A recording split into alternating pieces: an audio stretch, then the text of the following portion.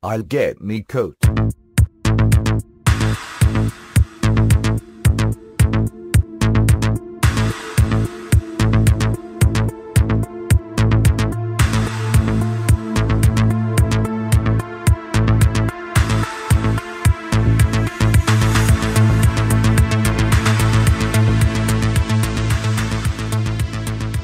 Hello, and welcome to episode 144 of Chet and John's Reassuringly Finite Gaming Playlist. My name's John Denton, with me as always, Chet Roivas. Hi. Sorry, he was making me laugh before the podcast. You know the deal, 2 top 10 lists, 10 being the game we played the least this selection of weeks, 1 being the game we played the most over sort of the Christmas period and things. So let's just do it. Let's do it. Number 10. All right. Yeah, incidentally, if you listen to this show and you don't normally listen beyond the end music, you might want to do it this week. It's just a little message at the end that you might be interested in hearing. But yeah, okay, well, my number 10 is Titanfall. This should definitely be my number 1. When we were talking about it the other week, it just made me desperate to play it. And after we finished recording, that's exactly what I did. And I've played it almost every day for the last 2 or 3 weeks. It's so far and away my favourite game of last year that I should have really given it the top 3 slots on my game of the year list. Frontier Defence, the Horde variant, which only came out a couple of months ago, really is outstanding. We've been doing a lot of that over Christmas, and I love the way it works. I love the way each map has different enemies, different waves, a different number of waves. But you can't play it without communicating, and this actually really brought into perspective Bungie's decision to not allow matchmaking in the raids. Because the amount of people who just leave midway through a game of Frontier Defence is so infuriating. There should be a penalty for leaving because it completely screws the team over. I mean, the game says it's rebalancing to allow for the fact that someone's left, but it's still rock hard. And during that game type, 4 players often have to be in 4 completely different areas of the map at once. So with 3, you're kind of up shit creek anyway. But it's such a great mode. Titanfall is just a great game. Go play Tights. Yeah, I mean, obviously I played some with you as well and had a lot of fun, but I didn't bother to put it on the list this week, this selection of weeks. I couldn't not, just because it's like I have done little else. All right. Okay, my number 10 is a game called The Fall, as opposed to Titanfall. I was listening to the Giant Bomb Game of the Year deliberations that they always do at the end of every year, where they just sit in a room and sort of argue with each other about what they're going to have as their top 10 games of the year. It's stupid, but it just kind of passes the time where you're cleaning up the house after Christmas and whatnot. Anyway, one of them mentioned this game, The Fall, which I hadn't heard of, and they were talking about it as like one of the best game stories of the year. And I saw it in a Steam sale for like a couple of quid or something. I think it's an episodic game. But anyway, I just stuck it on today, a couple of hours before recording. It almost looks exactly like the Swapper. I mean, to the point where you wouldn't be surprised if it was made by the same people. It's not, but like you're a guy. We're actually a sort of guy in a robot suit with a torch. He's animated in almost exactly the same way. He's just bigger on screen, and it's not done out with that cool real world clay and found stuff. You know how good the Swapper looks. This just looks more like a normal game, but kind of in the style of Limbo. So it's everything's dark and you're illuminating it with a torch and whatnot. I like the concept is that you're a guy in a robot suit and you've fallen from space or something and landed in this weird place, and the pilot is unresponsive inside, so the AI of the suit takes over and is trying to get the pilot medical attention. And all I was doing the first bit of the game was shining my torch at things and interacting with them, but I just couldn't. It was one of those games where it's like nothing works and you're just stumbling about for solutions to puzzles pretty much instantly. It doesn't give you any information or handhold you at all. I like that to a point, but I spent about 10 minutes just walking backwards and forwards in this very small environment, pointing my torch at things, not knowing what to do, and this is fucking boring. I will go back to it because I felt like there's something there, and maybe even if it's just the case of just sitting there with a walkthrough and just if it's short, if the story is cool, and I mean I like the atmosphere and the music and everything like that, but I can't be arsed with just. I don't mind games that don't hold hands, of course, and I don't mind puzzles, but if you're just going to dump someone in a world and just go, we'll figure it out, and it's not in none of the figuring out process is remotely interesting, or the interactions are remotely interesting. I don't really think that's successful. Yeah, I know what you mean. You're going to have to go to a walkthrough then if you go back. probably, maybe I'll go back with a bit more patience. I thought maybe it was going to be a bit more straightforward than it was when I put it on. I didn't really know what type of game it was, so maybe I wasn't really in the mood for something like that. I think I'll probably go back, give it one more go, try and figure out myself. It's probably something really easy, you know me. And if not, just walk through it, boy. Yeah, well, it might be one of those situations where once you've overcome that first hurdle, everything falls into place. Yeah, for sure. I've never heard of that at all. No, so I don't know how. It came out last year, apparently, but completely passed me by. Right then, my number 9 is a game called Chivalry: Medieval Warfare on the Xbox 360. It came out.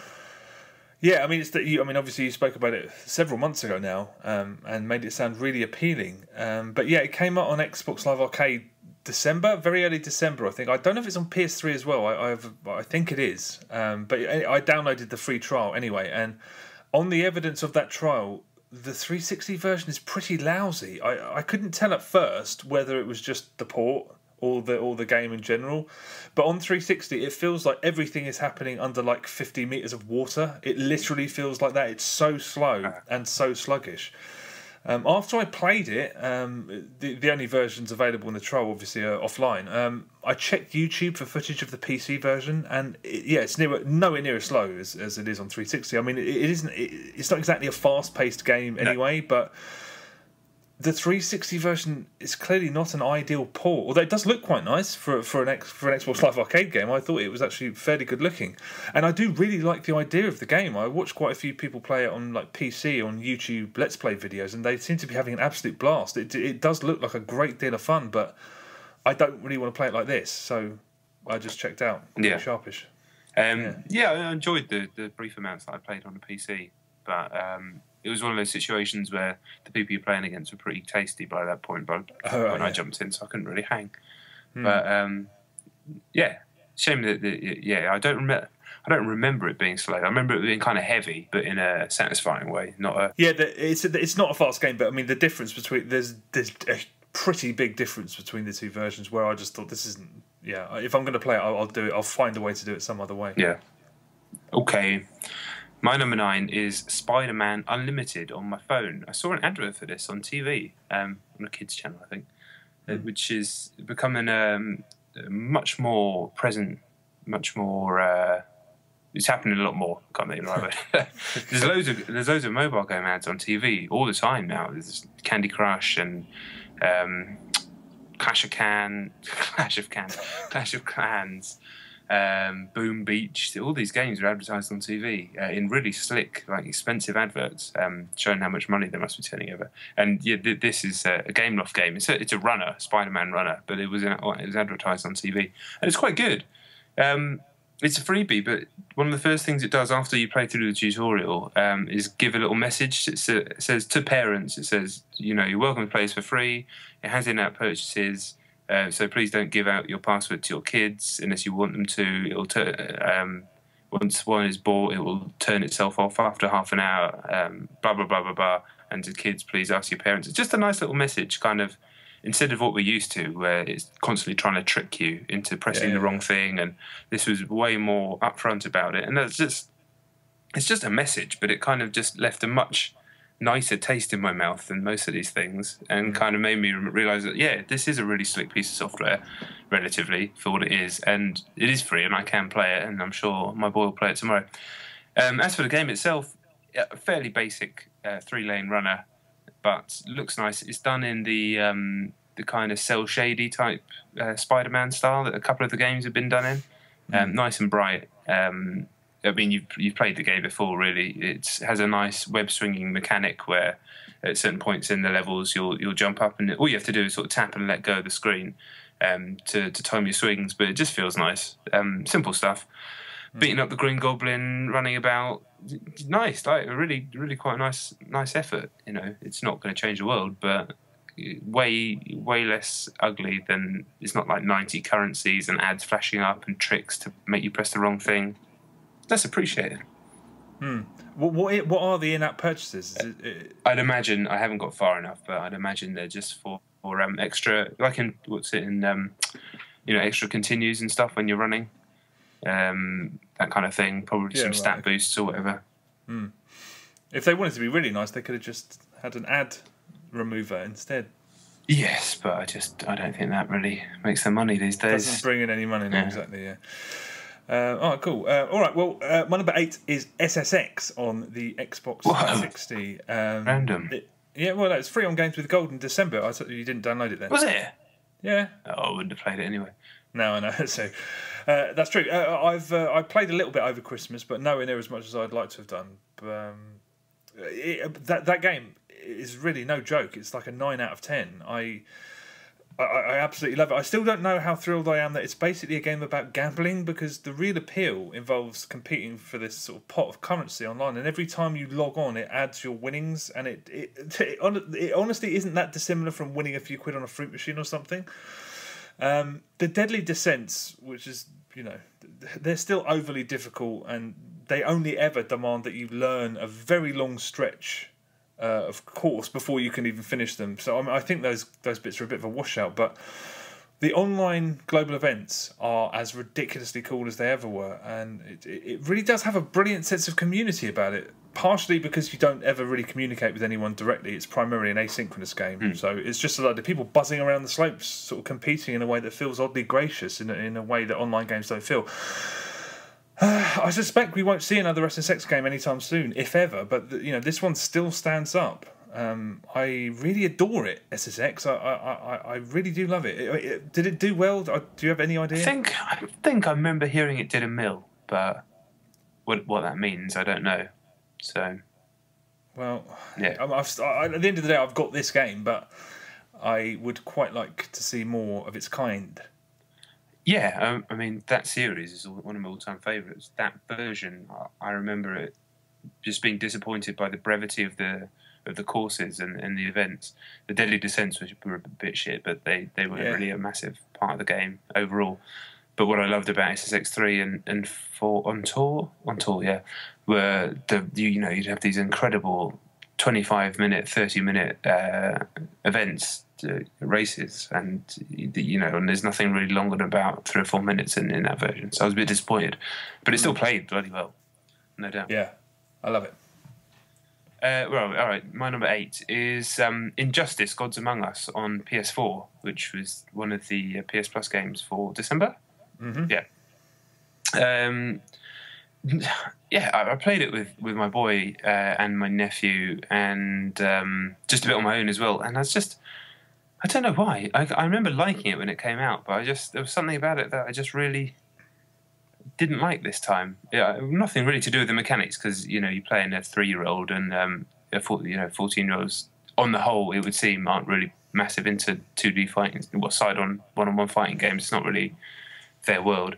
So it's not like I was playing with any degree of seriousness, but it's just something about the way it looks, maybe because it looks slightly nicer on PS4, but in some ways it makes it look worse, makes it look kind of cheaper. I don't know. I couldn't put my finger on what it was that was making it seem unappealing, but maybe it's just because I played the Lego Batman game recently, and which is like the Lego Batman cartoon on TV, which is really good. It's basically it's the same. It's actually made by Telltale. So it's the same actors and same level of comedy as the games. Huh. It's really good. It's only a one-off, but he's watched it about 1 million times. But it's very good.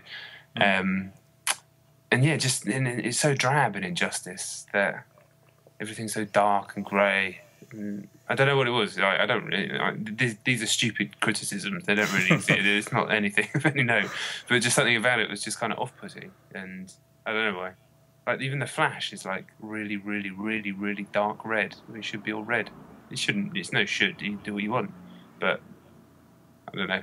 Maybe I ate too many Pringles at Christmas. Brains come to smush. I played it as well. I downloaded it and played it, and I started doing the tutorials, and I had a couple of fights stuff. And I liked it still as much as I did back in the day. And remembering how stupid the campaign was made me kind of want to find time to go through it again. Although I definitely won't. But yeah, I still like it. So that's that. All right. Okay. My number 7 is A City Sleeps on my Mac. This is the Harmonix Bullet Hell game. I played this very, very late on Christmas Day evening when I discovered that Xbox Live and PSN weren't online. So I just turned my Mac on primarily to browse the internet. But whenever I turn my Mac on, Steam automatically boots up, and I saw this and I thought, yeah, fuck it. Let's see if I overrated it by putting in my top 10 of games of the year, and I definitely didn't. It's so good. Have you played much more of it? No, I've not put it on since.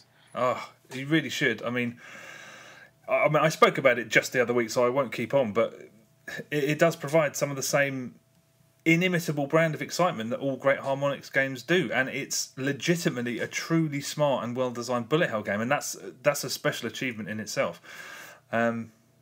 Just pick it up. I don't know if it's in a sale anymore, but what is it, £12? It's worth every penny. Just buy it, stick the headphones on, whack the volume up. I want it to come to console so I can play it some more. I'll play it on PlayStation and Xbox. It's just such fine-tuned entertainment. I mean, it could be longer, but then again, it wouldn't be nearly perfect, which is what it is. So, I mean, City Sleeps is a fantastic game. I do need to stick that on again. Yeah, just one level. Just have a quick blast, 5 minutes. There's something about the amount of games you have in your that you have in your Steam library that it's so easy to forget. Even a game that you played just a few weeks ago, and I have far from the biggest Steam library in the world, but I've still got it's a fucking long old list of games, and they do kind of disappear into the. I can't think of any words today. Okay. Well, yeah, I've only got 4 games on my Steam library, so I'm. Okay. Well, yeah, I'll do it. What are they? A City Sleeps, the fucking weird cowboy game that was free, online shooter of some kind. The thing that Dave Turner spoke about, where you were solving a mystery on a boat. Velvet Sundown. That's right, and something else. One of the only things I've ever was it Hotline Miami. No, it was something that I couldn't play on console, so I had to download. I can't remember something. See, even with 4 games, you forget about them. My point made. Okay, yeah, good. There you go. I'll try and remember that at some point down the line. Whatever. All right. My number. Where the hell are we? My number 6. 7? No, that was my 7. You went first. So my 7. Right, okay. It's Wii Sports Club on Wii U. Oh yeah. I forgot this existed, and Elliot was playing the Wii U, and he was just looking at the icons. He's like, "What's this?" And I was like, "Oh yeah." So we thought we'd have a game of bowling, and brilliantly at that particular time it was free for 48 hours over Christmas. So all of the games. So we played them all, apart from boxing, which needed 2 Wii remotes with Motion Plus to be able to play, which I don't think I have a second Motion Plus thingy. But yeah, played the other 4. Bowling is as good as ever. You can't fuck with Wii bowling. It's unfuckwithable. Yep. And yeah, Elliot loved that a lot. Tennis is good fun. It's sort of in some ways worse than the original Wii Sports Tennis because it requires more precision, but in some ways better because it requires more precision, but it's pretty much the same.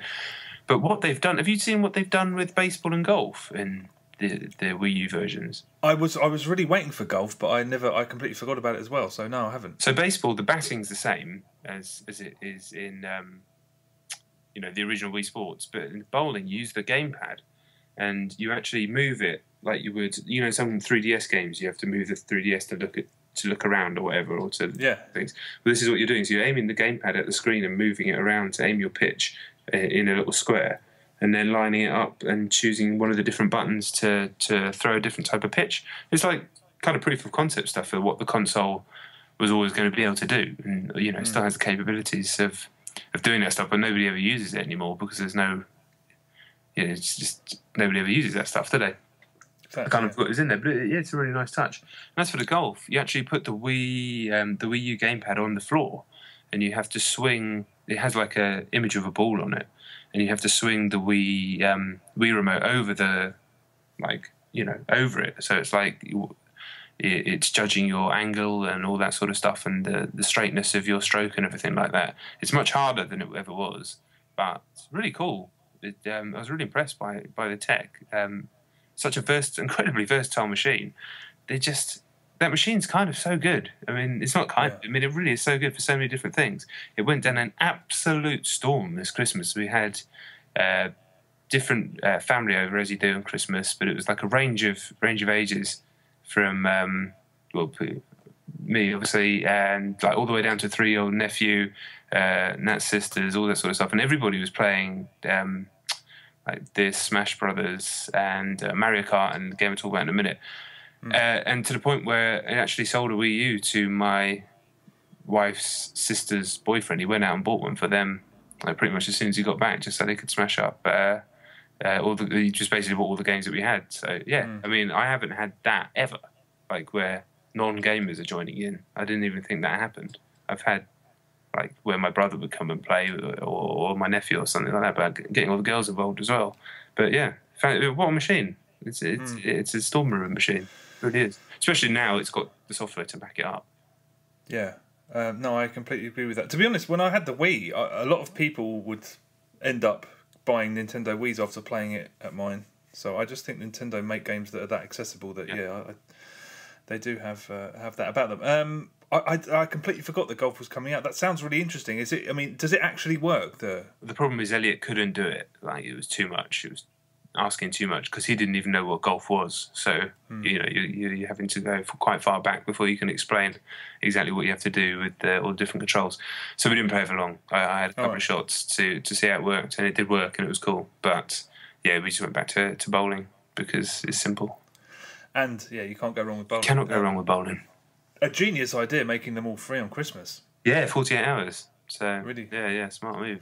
Not that anyone knows it's even on. Is even available or anything. Quite. Okay, all right. Well, my number 6 is the Halo 5 Guardians beta on Xbox One. I for some reason over the last few days, since playing the beta, I've been getting these advert panels on my dashboard saying, "Hey, come play the Guardians beta," assuming that they'd made it public, but they haven't apparently. Well, it's certainly not on mine. So you'd be pissed off if you bought the Master Chief Collection, it didn't work for the whole time that you bought it, and then they go, well, at least I can play Halo 5, and then they make it public. Yeah, that's true. Yeah.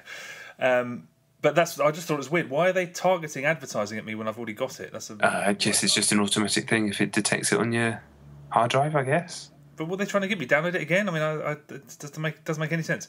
Yeah, I don't know. Yeah, I don't know. But anyway, yeah, Halo 5 Guardians. After the Master Chief Collection debacle, this was 343's first chance to earn some goodwill back from Halo fans, or anyone. And for the first 24 hours of being around the Halo 5 Guardians beta, I couldn't get it working. I lost almost 2 hours in matchmaking with different friends, and we couldn't get a game. Oftentimes it wouldn't start at all. Sometimes it would just hang on the matchmaking menu indefinitely, and there's no quit option, so you have to dashboard it every time. Oh.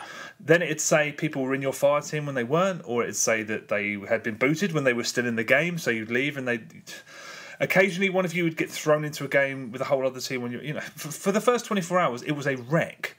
So I'll admit right now that those experiences may have clouded my opinion of the Halo 3 beta a little bit, but at this point I'm not massively impressed.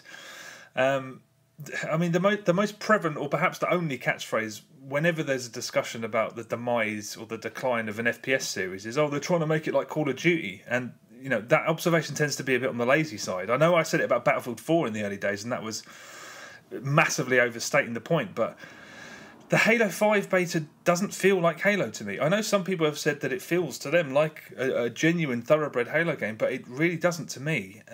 It's definitely faster. But things like, I mean, the grenades are more powerful, but their blast radius is smaller, which just feels wrong, because, grenades don't feel like a fundamental part of the game here. And if they go in that direction, I think that's a big mistake. You also die very quickly, which, again, is a complaint aimed at most shooters in the beta stage. But here, again, it just doesn't feel right. Halo is all about sort of pensive toing and throwing around corners and flushing out enemies with grenades and sort of killing time to get your shield back and stuff. The Bungie Halos were always a little bit slower than most of the competition, and this is just fast. It really is quick. There's this new booster system that becomes second nature quite quickly because you need to learn that because it's sort of like your most valuable evasive maneuver. But unlike the sort of similar system in Advanced Warfare, your booster is much more powerful. It can send you much further.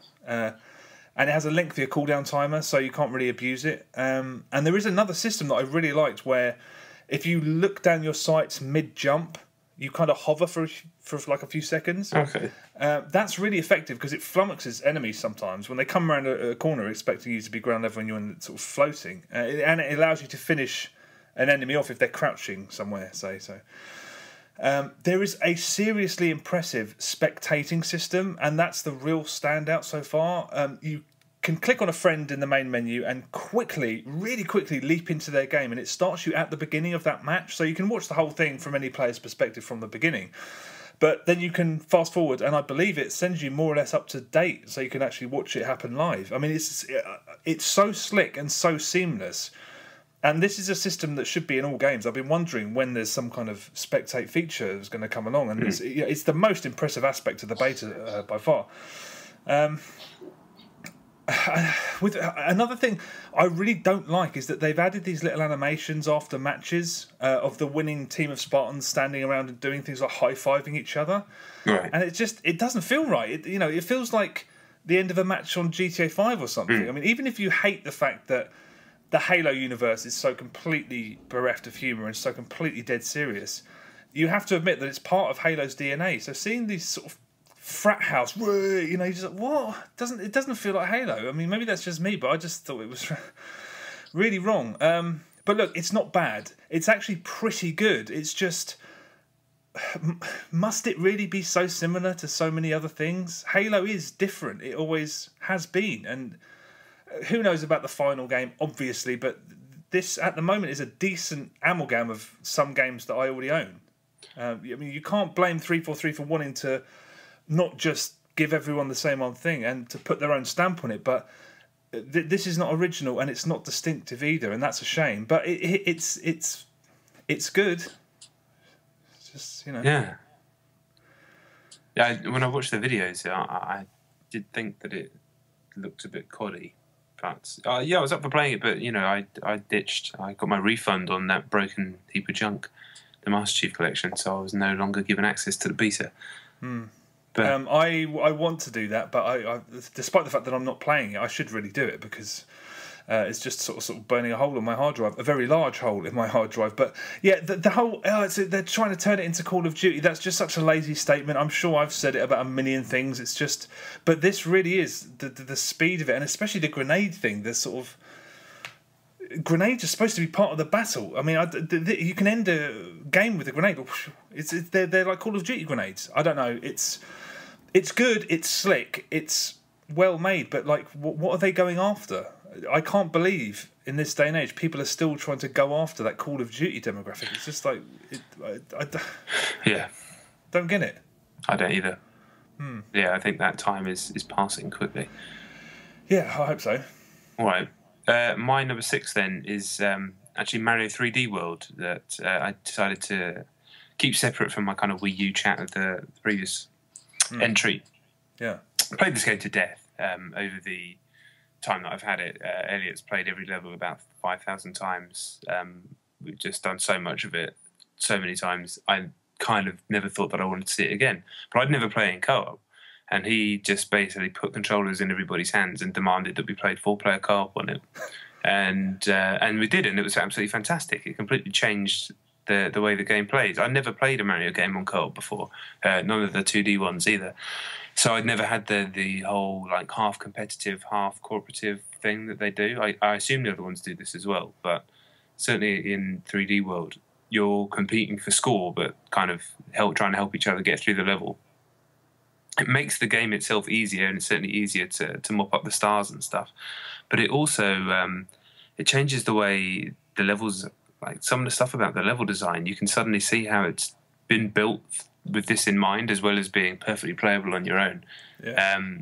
Bits where like moving platforms will move off without the other players, so they just end up getting left behind and stitched up, or different pathways that, like, if you're running along a pathway that sort of opens up and then comes back together again as you're running to the distance, like a bunch of blocks that move backwards and forwards. Doing that on your own is reasonably easy, but trying to coordinate 4 people doing it at once, just hilarious. And then the guy who gets the best score at the end of the previous level has a crown for the next level, and just they just look like a complete pompous prick running through the thing with this fucking crown on, but you can lose the crown and then everybody slates you for it. Just just fantastic. The fact that it's a game like that as well, such an intricate and beautifully designed and crafted game, can still be played with a side-on Wii remote with a D-pad and 2 buttons, and it's perfectly playable like that. It's not as good, obviously, as playing it with an analog stick, but I said this before about how those games scale in terms of their accessibility and all the different levels that they have to them. But this is just another one. It's astonishing, really, that something like that. So well made, and just playing it like that really breathed new life into the game and just made me appreciate it even more. Just a real classic. Yeah, I mean, I love playing it on my own and in 2-player co-op. I never did 4 though, so 4's a mustard. I mean, I played the Wii one on 4-player, and that was just kind of chaos, and I could never really enjoy the game in that. Yeah, this is. I think they. From what I can work out, because I didn't ever play those ones, but they were much more anarchic, I think, in terms of fucking each other over, from what I could work out, whereas this really isn't much like that. You can stitch each other a bit and pick each other up and throw each other off, but mainly you're just kind of all tagging along together to get through to the end of the level, and then the challenge is you've got like a bunch of lives between you, so the challenge is to be there at the end when you get to the flag, but it's not. There was very, very few occasions of screwing each other over, and even if you did, say someone chucked me off the bridge and I lost a life, it's like I'm back in a bubble in 2 seconds later. It's not like it's truly stitched me up. It was just more for comedy. So it's not hugely chaotic, because even when you play it on single player, you by default have the Mii's that follow you around if you redo a level. So it just looks like that, but kind of less chaotic than that because everybody's in the room. And just a real reminder this Christmas period of how much fun it is to play games offline with real people. Like I've said many times on this show, I don't have, you and I don't live anywhere near each other, and other close friends don't live around here. So none of my mates in Bournemouth are gamers at all, and so I've got nobody to play with. That sounds apart from Elliot, and also played some Pro Evo like offline, which was absolutely glorious. Just really reminded me of how much fun I used to have when I was at uni playing that game, and just after. That's not on the list, but just even better, just kind of cemented how good Pro Evo 2015 is on PS4 for me. The sort of 6 or 7 offline games I had on that, and I can't remember if I played anything else, but just a real kind of reminder of what that type of gaming can do. I know you get to do that a bit more often than me, but it was good it was actually kind of heartwarming to do that stuff. Good. All right. Well, I mean, Mario 3D World is just If you picked up a Wii U late and think that that's worth passing by, it is not. No, it's not. Get that shit. All right. My number 5 is a game called Middle-earth: Shadow of Mordor on the Xbox One. This passed me by, but I finally got around to starting it over Christmas. And I mean, first of all, I think it did them no end of favours that they put this out before Ubisoft's 2 Assassin's Creed games, because I played both of those, obviously, and when this started properly, I kind of knew that I wasn't going to be able to handle it. And I really am an idiot. I mean, everyone has known for over a year that this is an Assassin's Creed clone. There was that stink about stolen assets and the E3 reveal, and there was numerous cracks and articles. I mean, it's been common knowledge for ages, and yet I just wasn't ready for it. I did not realise the absurd extent of how much this is a clone. I mean, in a parallel universe, Ubisoft have sued Warner Brothers, and there's a game called Assassin's Creed Mordor out there. It's an Assassin's Creed game. I don't know. Everyone knows this already. I'm a div. But anyway, I've done the first 5 hours or so, with a solid hour of that time spent just roaming around and getting into fights. And I'm a little bit confused about where it goes, just in terms of character progression, because you kind of start as Superman. I'm just decking the ever-loving shit out of everyone, and the only time I have ever lost a fight is because button presses didn't register. That's it. The combat is insanely straightforward. I feel like I could take on the final boss right now. I mean, how do they handle that? How does the you combat get absolutely swamped for one by enemies, and they, much like Batman, they start having different variants. So they're shielded and you have to pop over the back, or they have a certain type of weapon that you have to deal with in a certain way. Almost exactly the same way as Batman works. But also, as you progress, when you get into the real meat of the game.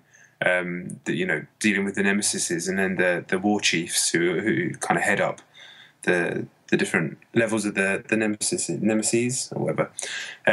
They have like very specific strengths and weaknesses. So you have to like get one of their underlings throughout the world and interrogate them. Then you'll find out more stuff about the war chiefs. They might be like completely impervious to standard melee attacks or something. So you have to approach with stealth and things like that. When you get into that side of the game, it is fantastic, and it does elevate it way ahead of any Assassin's Creed game I've played. I definitely think it's better than any Assassin's Creed game, comfortably for me. But you need to. I didn't like the first 90 minutes at all. I was like, this is dark, and I don't really know what's going on, and the fighting's is okay, but it's a bit boring. But after I did a couple of more of the story missions and started to understand the flow of the game, I absolutely, I've spoken about it before. Yeah. I really did love it. And yeah, I mean, this was actually the game that ended up as number 1 on the Giant Bomb Game of the Year list, which is kind of ridiculous, I think. But, Whoa. It shows that was like, I think there was like 8 or 9 people in the room discussing their favourite games of the year. So the fact that it appeared on, that high with that many people in the room suggests that, there is something there. Wow, yeah. Okay, all right, that makes me want to continue. You also had to play Assassin's Creed Unity and Assassin's Creed Rogue back to back, so I can't imagine you're thrilled to be playing I played it before either of those games came out. That's why I said it did them no end of favours to put it out before those two, because I'm not massively charitable towards games of that ilk, but I don't know. Maybe I'll continue. The story can fuck off. I mean, dead wife, dead kid. He's a genocidal maniac, and that's fine. I mean, I can't believe they're starting a game like that. It's so boring. I can't believe how boring that is. I mean, that made me just want to turn it off. But I so far, I mean, I can't really speak about the whole game, obviously, but based on the first few hours, I think it's far less sophisticated in every department than Assassin's Creed. I mean, I know many people find those games easy to hate, but just purely... Hell no. Hell no. Hell no. Yeah.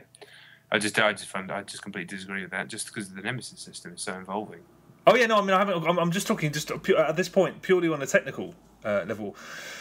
Just in Shadow of Mordor, the way your hero kind of moves around cover or moves around scenery, or the transitions between the combat moves, it's all really skittish and jerky, and it feels cheap.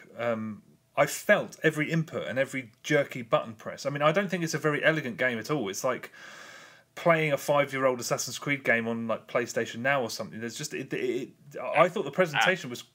Well, I just can't agree with any of this. I really can't. As you start to level up your character and all the different types of moves you can get, it's almost as good as the Batman combat, but it's light years ahead of the Assassin's combat. It's more about how the main character moves. It doesn't look smooth or it doesn't. It looks really just game-like. It doesn't feel like some of those games, like the Batmans or some of the Assassin's Creed games. There's a lack of smoothness and just. I don't know. I found it really, really scrappy, just in terms of the way that the game moved. But yeah, I mean, and I'm interested that you said that there was enemies that you have to utilize, because at first I was like, why is there even stealth in this game? What's the point? I just jump in and smash everyone up. And the enemies that have the archers and whatnot with projectiles, they were never enough of a problem to stop me just battering everyone. So I just wander around smacking people. Yeah, but okay, you can't survive like that much further into the game. You will. All right. They'll just ruin you. Why start it like this? Why make it easy at the beginning? I don't know. I mean, games are easy at the beginning. Yeah, but it seemed like you have everything, because the thing that left me when I stopped playing the game, I just thought I could probably just beat the end boss right now. Yeah, you couldn't, but I really didn't I wasn't really on board with the game for quite a while. I was reviewing it, and it took me a little while to get into it and to work out what the Nemesis system exactly was and how it was all working. But for that, between sort of hours 2 to hour 17 or something, I was fully into it. Absolutely loved it. All right. Well, like I said, the Assassin's Creed double build did not help this, but. Once I did start encountering the Orc hierarchy system. What's it? The Nemesis system. Yeah. Is that what it's called? Yeah. I mean, that's every bit as cool as everyone has said, because it just totally dictates the whole experience. When I got done over by someone called like Balrog the dishwasher or something, and then you see him take centre stage on that screen, and his name changes to like Balrog the Indestructible. Like your focus shifts. The 2 times I've had that happen to me, I dropped everything to go after the fucker, and that makes them some of the most compelling side missions ever in an open world game, because they aren't really side missions, and I was way more invested in them than the story missions. That's for damn sure. And that basically is what the game is that, Yeah. and the missions kind of give you some abilities and give you a through line, but that's the game, definitely. Yeah, I mean, yeah, it really is so pure and original, and it's just a fearsome distraction that can. I'm fairly sure.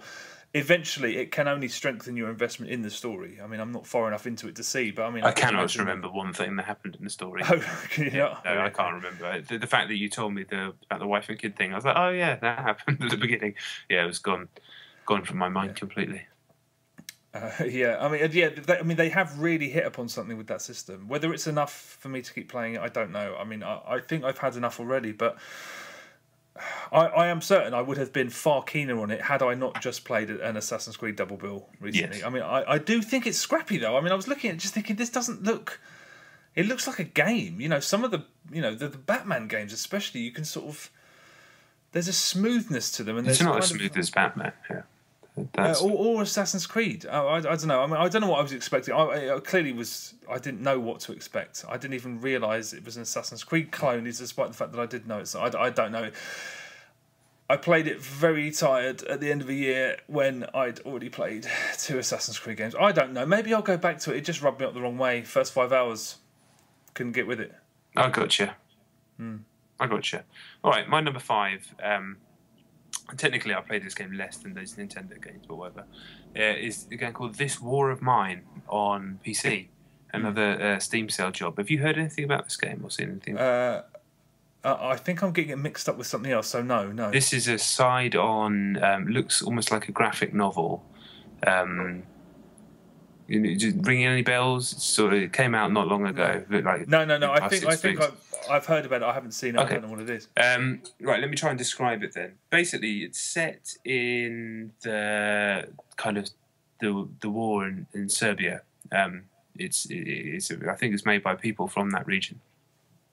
And it's a survival game where you play as these 3 characters who are kind of holed up in an abandoned house. And part of the game is trying to make that house somewhere that you can survive. So you have like a crafting bench in there where you can like make a bed and a chair, and that allow them to sleep or sit down. You can make an oven so they can cook their food, all that sort of stuff, because they get sick and ill. It's a terrible time, this war that's going on around them. And then, so that happens in the day, and then at night they have to go out and like sort of forage and look for stuff in other abandoned houses round and about, and that's I mean it's truly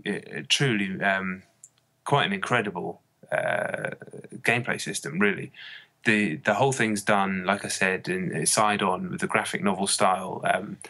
Like you can see the whole of a house, like you can see the individual floors, if that makes any sense. Like as if someone just sort of shoved the blade down the side of a house and pulled off, almost like a doll's house. But when you go on these night raids, basically you're breaking into these houses and you have no idea what you're going to find in there. Like the first one that I did ended up, I think, being an empty house, but I've got to admit it's absolutely terrifying because you can't see. In your own house, you can see all the different rooms and what's in them, but when you're going into someone else's house, you can only see the room that you're in. So you're going in there, sort of rummaging through drawers and stuff, seeing if you can find any supplies, any food, any like materials and stuff like that. And you never know what's going to happen in the next room, so you can kind of peer through the door and hope there's nothing in there. And in the first house that I went to, I kind of went through the house and it appeared to be abandoned. Then I went down in the basement and suddenly you hear these footsteps and like coming from upstairs, and they appear as little red circles, and I didn't know if that meant it was a person, or I didn't know, but it was fucking terrifying, I tell you. So there's a button that you can just basically bolt for the exit. So I did that, I just ran away and got back, and it all went quite well.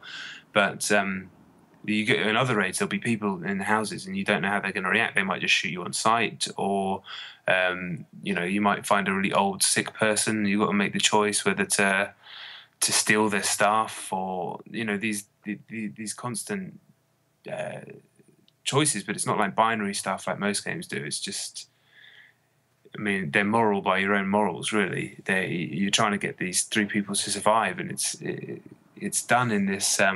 It's obviously a real conflict and created by people from that environment who've been through that, and it's just.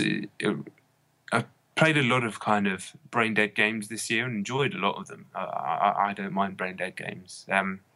One of them was my game of the year, but it reminded me playing this game of how.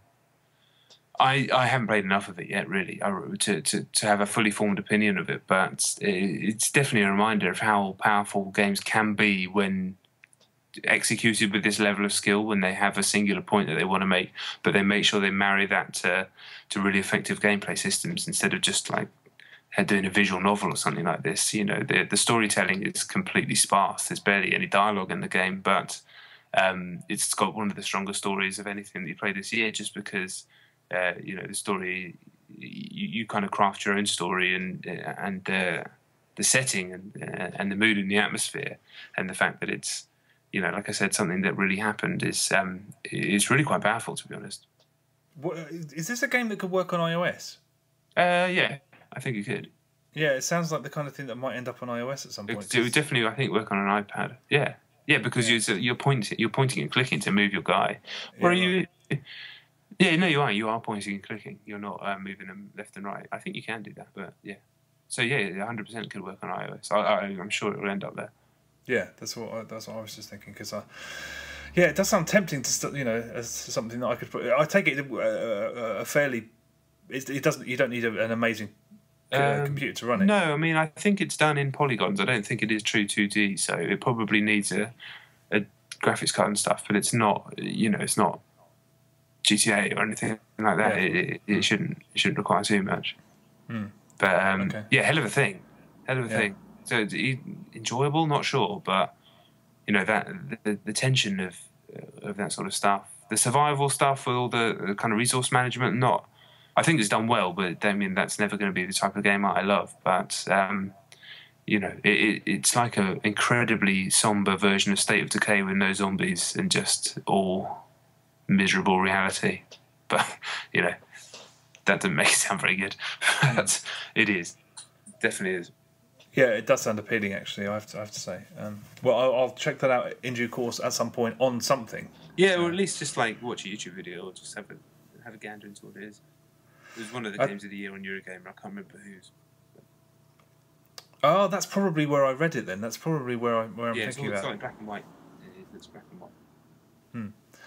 I think I know what you're talking about now, but I'll play it at some point rather than watch a YouTube. Know what I mean? My number 4 then is Captain Toad Treasure Tracker on the Nintendo Wii U. Oh, nice! Wow, what a contrast. Yeah. If you aren't aware of what this is, it's a spin-off from the aforementioned Super Mario 3D World that consists almost entirely of those three-dimensional perspective puzzles.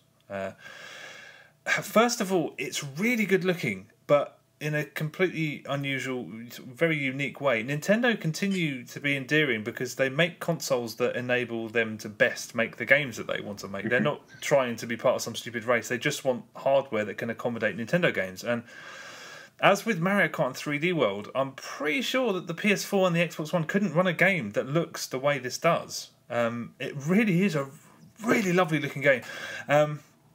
And with that in mind, it's kind of a shame that you can't use the Pro Controller, because perhaps it's just me, but I ended up looking at the gamepad screen almost the entire time. And needless to say, it doesn't look anywhere near as good on the gamepad. Yeah. But there are some levels that utilise gyroscopic controls, but you can override them with the thumbsticks anyway. So I would have liked Pro Controllers. You can't do that.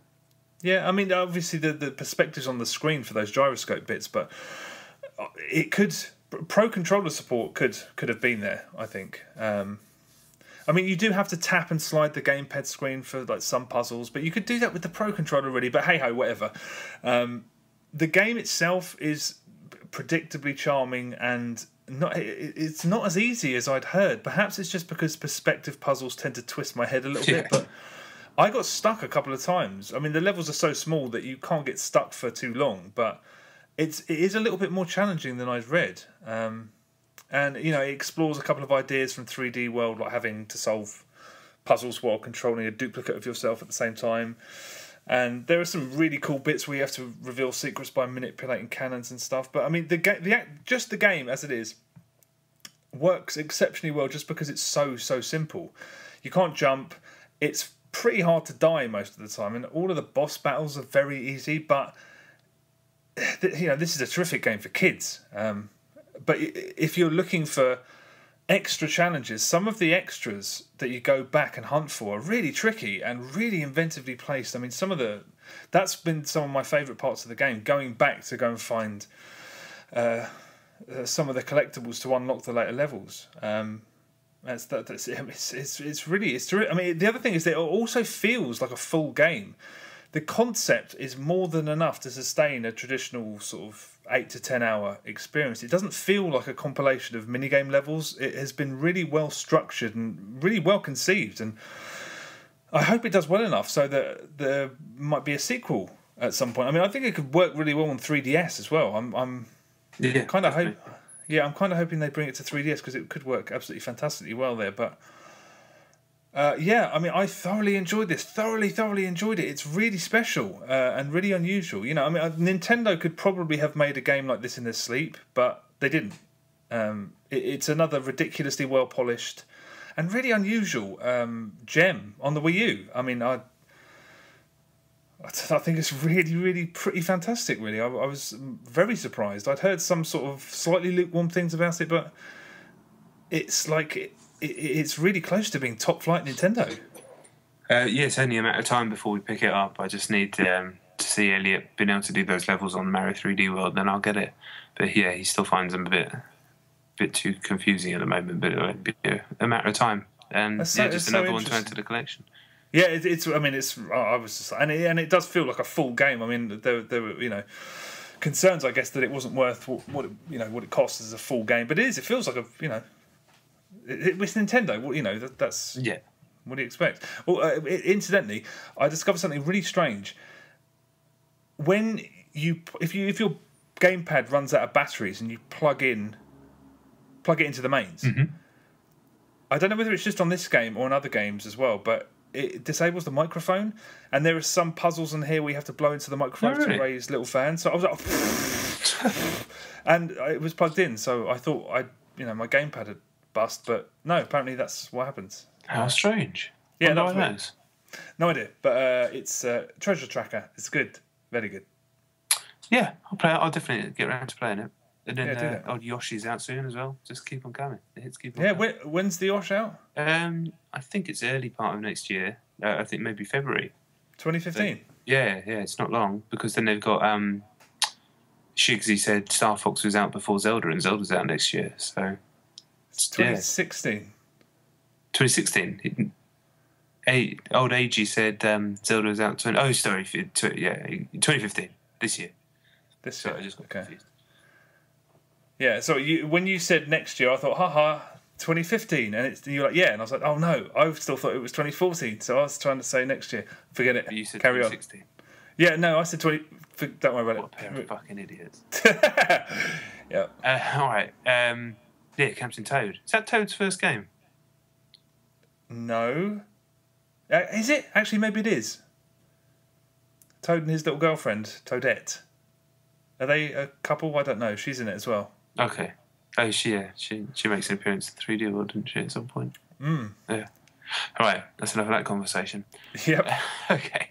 My number 4 is my final of my triumvirate from the Steam sale, The Vanishing of Ethan Carter, a game that I've been looking forward to and been wanting to play ever since it came out. But I think it dropped to 20 quid, and that was a bit much, but I think I got it for 12 on Steam sale, which, I was happy with. It doesn't, whatever. This is it's from what I've played, which is a decent amount, one of those exploration games where you don't have any traditional gameplay, but it's kind of different to the other ones I've played. It's more involving, but basically what it is, you're this detective called, I think, Paul Prospero, and you're trying to work out what's happened to Ethan Carter, but you know nothing. The game says at the beginning, this is a narrative experience with no hand-holding. I was talking about games with no hand-holding before when I was talking about The Fall, but this does that as well. It drops you in this gorgeous environment. It's a truly stunning-looking game. One of the best-looking games I've ever seen, if not the best. It doesn't have to do what other games have to do, you know, combat enemies, all that sort of stuff. So you're just moving around. But my God, it looks absolutely stunning. Anyway, you're dropped in this wood to start with, and you're just free to walk around. But almost within the first 20 seconds, you walk sort of ever slightly into the wood, and like a trap comes down from a tree, like a big, you know, like a rope thing with the spikes on it, and pings into another tree. So kind of you're involved straight away, and you can interact with that, and everything that you interact with, it just flashes up weird words. It's like half of it's the monologue of the detective that you're playing at, half of it is just kind of weird things about the thing that you're looking at, and you know, you find some blood on a thing a bit later, and you try to work out the words. You can kind of just, it's the internal monologue of the guy, but very quickly the game just starts to get really quite weird. You find a house after maybe 20 minutes of moving around and kind of heading towards this town. Read a parchment in the house, and it's kind of this weird little story. And then the doors in the house, one of them gets like a blue, almost like a force field over the door. And from the other side of the door, you can change what the room is on the other side of the door, if that makes any sense, from your side of the door, by pressing a button, pressing A or button on the keyboard or whatever. The entire room that you're looking at through the door changes to a different room. So, I mean, that's really weird. I've never seen that in anything else. And so you can change it to a different room, walk through the door, and then it'll be that room. It's really cool, but it doesn't explain what's going on or what any of it's for. And then the further you progress, the weirder it gets, and it starts playing with your sense of reality, playing a lot with bits with perspective. That's actually the wrong way of describing it. More just playing with the environment itself, kind of in the ways that we talked about with The Evil Within, how you never know what's coming next. It's not to that extreme yet from what I played in Ethan Carter, but this is definitely not just strolling about looking for things game. Even though it is that, it is way more involving. I'm not missing traditional gameplay because I'm very, very involved in what's going on. The atmosphere is thick. Like I said, it looks, I mean, truly astonishing. Realistic, but also kind of like a painting, like an oil painting. It's a beautiful looking game. And the music is marvellous. Just kind of some atmospheric acoustic guitar, and then there's a bit where you move through a graveyard and into a church, and this Gregorian chanting that comes on the soundtrack. It's just the atmosphere is really, really thick. I'm just super intrigued to see where it goes, see what happens next. I wouldn't say the writing is sparse. There's not a lot of it. I wouldn't say it's of a hugely high standard. The game is Polish. Not that should make any difference, and doesn't. But you know, these are. It's not the first language, but it doesn't come across like that. That was probably an unfair thing to say, actually. But I think you know what I mean. I hope so. Anyway. But what I meant by that is you shouldn't necessarily judge them for it not being like pithy, Naughty Dog level of dialogue, because you know it's still a level above almost everything else, and they're writing in not their first language. There we go. I've saved myself there. But yeah, in terms of atmosphere and mood, quite something. And it's from the guy who made Bulletstorm, so a real turn. You know, he was the head guy at People Can Fly. I met him before Bulletstorm came out. A really good guy, Adrian. His surname's impossible to pronounce, as Polish surnames often are. Klimash or something. I don't know how to fucking say Polish names. But yeah, I was excited about this game when it was announced, because anybody that makes Bulletstorm, for me, and you know how much I love that game, knows what they're doing as far as I'm concerned. And even though this is like the polar opposite of that game, because that game is pure gameplay and comedy, and this is neither of those things, but really, really interesting and cool stuff so far. So looking forward to getting through that. And that's the one I'm going to be rushing back to, because this War of Mine is hard going, and the Fall was kind of like, ugh, I don't really know if this is my cup of tea. But this one, yeah, just I want to know what happens next, so I want to get back into it. I'm still none the wiser really about what the hell it is. There's a bit of a question mark over that one. It's difficult to describe because I still don't really know what the hell it is. Apart from the fact it's a first-person, move through the environment, look at things type of game. But, it's not like Gone Home or PT or...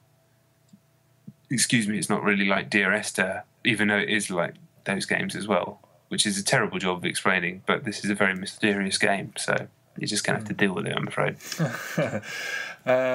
Okay. Has Bulletstorm, out of interest, been on PS Plus or Games with Gold? It hasn't, has it? I'm pretty sure it was on PS Plus. Oh, was it? Oh, and I think it was £2 the other day on Xbox, like $2.50. So not Games with Gold, but super cheap. The game kind of lost its appeal over time, but I'd quite like to play it again. I thought it was fucking mustard. Yeah, I liked it a lot, and then it just playing it more and more, I kind of lost the love for it. But there you go. My number 3 is a game I've lost no love for. It is Need for Speed Most Wanted on the PlayStation Vita. The freebie given away on wasn't it like the 20th anniversary of PlayStation? Yeah, the EA gave away some games or something. I didn't know what the hell was going on. It completely passed me by, annoyingly. But that's one superb freebie. But thankfully, when I heard that it had been given away, I went onto the store and discovered that it was only £5 over the Christmas break anyway. So I bought it, my girlfriend bought it, and playing it again has just been joyous. It's been a slightly weird experience though too, because playing it triggered a weird rush of nostalgia almost, and I was, because I was still playing this game last year, or 2013 rather. So I thought that was very, very strange. But it remains a fantastic video game. I think that in its own way, it's as good as Hot Pursuit and as good as Burnout Paradise, as good as Burnout 2 and 3. I think it's one of the best games of its kind ever. The Vita version, which I had not played before, is obviously a downgrade. Yeah. There are less cars on the road. Oncoming traffic looks like just blobs of giant white pixels, and sometimes crashes don't register immediately. The game freezes and has to think about it. Or otherwise it just doesn't register them, and that can drive you mad, because if you get clipped on the final lap of a race and have a light smash, the process of getting back onto the road yourself takes way too long, and you lose the race, and that's infuriating, more so than I remember it being on 360. But by and large, it's a hell of a port. It still offers the same tremendous experience, more or less. And I have a special fondness for this game too, because when I first played it, my girlfriend and I weren't living as near to each other as we'd have liked, so we'd often just, like on a Sunday, or whenever, we just hook up on Most Wanted and just drive around looking for billboards and stuff. Well, ain't that cute? Yeah, but it is strange, because Fairhaven feels like a place that we visited, like on an old date or something. Right. It's really odd. We were remembering parts of the world together and were going after specific, like, those gates you knocked down and all that stuff. But we only remembered those things because the world has been very carefully designed. Criterion make worlds that it feels kind of like a privilege to drive around in, because large chunks of this world work best for certain aspects of the game, but they all blend together completely seamlessly.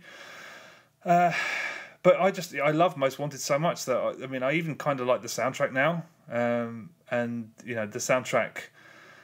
Criterion are so talented that you think, what the hell's the downside? And the downside is their collective taste in music, because it'd be difficult enough to forgive one piss-poor Europop dance remix of a Who song. Oh, God, now I remember.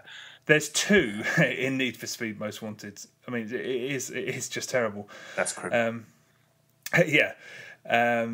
But this is a special world and a very special game. And even though I've now played it to death on 2 consoles, I've played it rather a lot over the last few weeks. Even though I've done that, I kind of want to get it on Wii U and PS3 also. But I think that's just the time bomb aspect. I think it's just the fact that I know that it could be tomorrow. EA will just say the servers are closed, and then you'll never be able to play that game as it originally was ever again. So I guess maybe subconsciously I kind of want to get so exhausted with it that I never want to see it again, because it'll be really disappointing when it's just it's just another game that's dead. But for the moment, get it. If you don't, if you have it, play it. It's Most Wanted. I love it. Good old game, that. Good old game. Yeah. Yep. Yeah. All right. Where are we? Number 3. Yeah. Number 3. Grand Theft Auto 5 on Xbox One. My treat for getting rid of Halo. was buying an extortionate £55 Grand Theft Auto 5 for Xbox One, but I don't feel hard done by it in terms of the amount of money that I spent, because it's kind of everything that I wanted it to be, really. I was reluctant to get it on Xbox because these types of games, well, games that are on both systems, I don't want to get the Xbox version for obvious reasons. 99 times out of 100 is worse. Yeah. But this apparently is almost exactly the same. Bar some grass or something, so I don't care about that. And it runs lovely on Xbox One and looks lovely. It was never a bad looking game by any stretch of the imagination on 360, but I always felt like I wasn't playing the game that the designers and the creators wanted me to play, purely because it felt like the 360 was as good of an effort as it was giving. It always felt like it was struggling a little bit to keep up, whereas this doesn't feel like that. It's super smooth. There is still a bit of pop-in stuff here and there, but it is an open world game, so you're going to get that. But good God, the detail is absolutely outstanding. I just spent most of the time in the single-player game, not doing the missions, not doing anything, just kind of exploring the world and walking the streets. I remember doing that. I told a story when the game came out originally about just walking the streets with Franklin. I just did it again, and the extra level of detail and what's going on in the Xbox One version is really something compared to the 360 version. Then doubling up and doing that in the first person mode, which isn't perfect. It doesn't feel like a true first person game, but it's a really good effort and a really good approximation, and certainly perfectly playable like that. That's really incredibly immersive. Just walking around that world, and what a world! There's nothing like it. I've played a bunch of open world games since.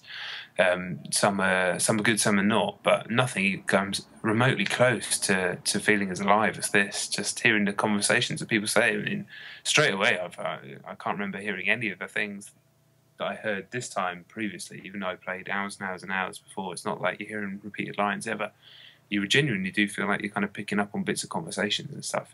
That kind of stuff blows my mind. I have no idea how that's even remotely created. It truly blows my mind. You do feel like a fucker in first person, though, don't you? Yeah, it's weird. Yeah, it's really weird. It doesn't bother me too much, but jacking an old lady and then driving off in a car, I was like, Jesus Christ, it's not very nice to carjack old ladies, is it, really? That's not a nice thing to do. So I have actually been playing most of it back in the normal camera. I just think it works better as a third-person game. It's meant to be third-person. I like seeing my characters' reactions. I don't feel like I'm playing I'm not playing myself in GTA. Certainly in GTA 5, you're playing as those characters.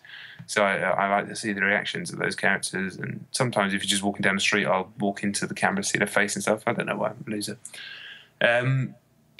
Couldn't really get much going online. When I did play, it was all snowy because I guess they did that for Christmas, which was kind of cool for a minute, but it lost its appeal very quickly because everything was just white and you just kind of got snow blindness, which was a bit annoying. And I was struggling to connect to other people and stuff, but I think that might have just been an isolated issue.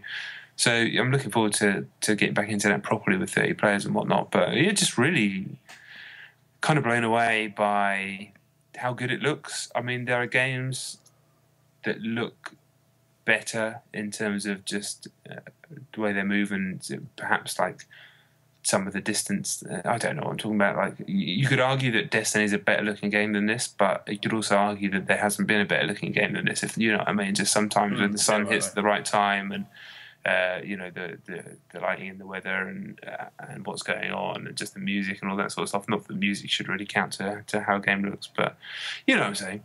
Yeah. And also there seems to be a bunch of new tunes on there as well, which is always welcome because they, unlike Criterion, are rather good at selecting a soundtrack.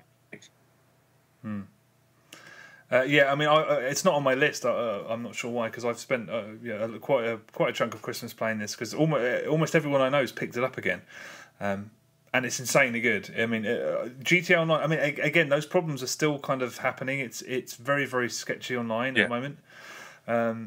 So there are connection issues, but there are also, thankfully, prolonged periods where it works just fine. And yeah, we were playing it earlier today, and just hilarious stuff happened.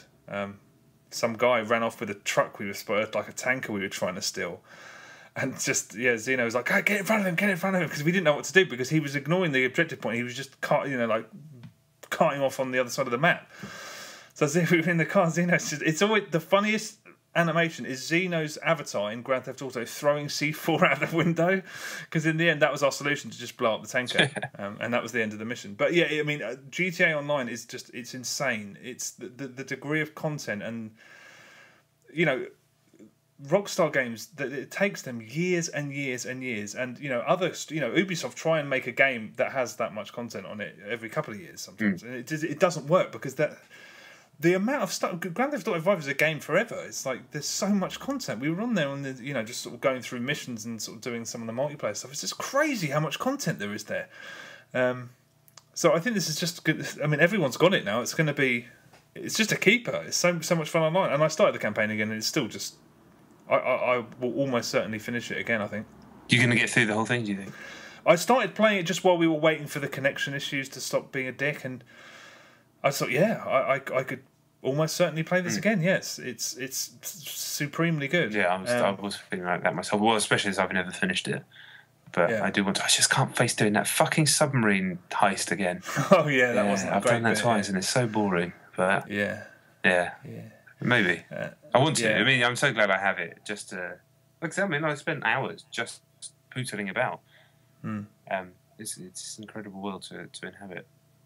Yeah. And if any game is worth shelling out £55 for, it's this, because it's just it's there's so much to it. I mean, it's ridiculous. And I'm loving playing it again. So I may speak about it next week, maybe. Yeah.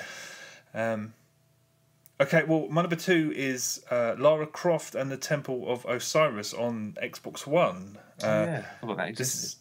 A lot of people seem to have done that. It's out on everything. I'm pretty sure it came out on last gen as well, didn't it? I would have thought so, yeah. Yeah, I mean, I know it's on PS4, Xbox One and PC, but I think it might have come out on older hardware as well. But yeah, it came out in sort of early to mid-December, and the response has been kind of lukewarm. I mean, there was a bit of fuss around the previous one of these, the Guardian of Light, This hasn't got anything like that kind of a response, which is a bit surprising, because it's really good. Is it? It's really good, yeah.